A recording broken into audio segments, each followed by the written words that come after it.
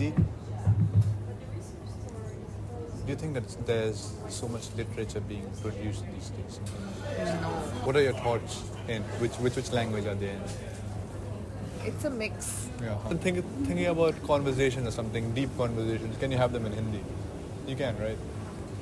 I could, but again, I wouldn't be able to express myself or articulate clearly. In your art development, you look to progress in English itself, right? Because then you can refer a lot. Yeah.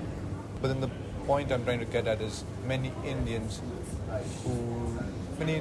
do prefer the lifestyle here, Yeah. right, compared to back in India, and then especially those I guess who speak in English.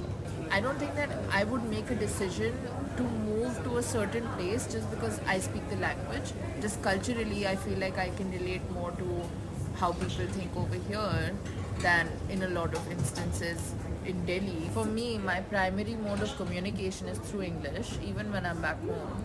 And then I've heard people in Bangalore talk exactly like the typical stereotype that there is. I look for like Indians. this and I speak like this. with the accents. and Yeah. everything. Even though we are developing this culture and I've grown up in this third culture, it's like of the English speaking culture I'm talking about. It's like there are not many Indian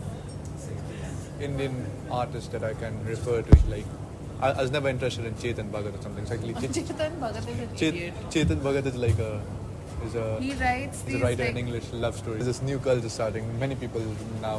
everybody now wants to write the same A shit rom-com. about these office romance. I've seen so many books.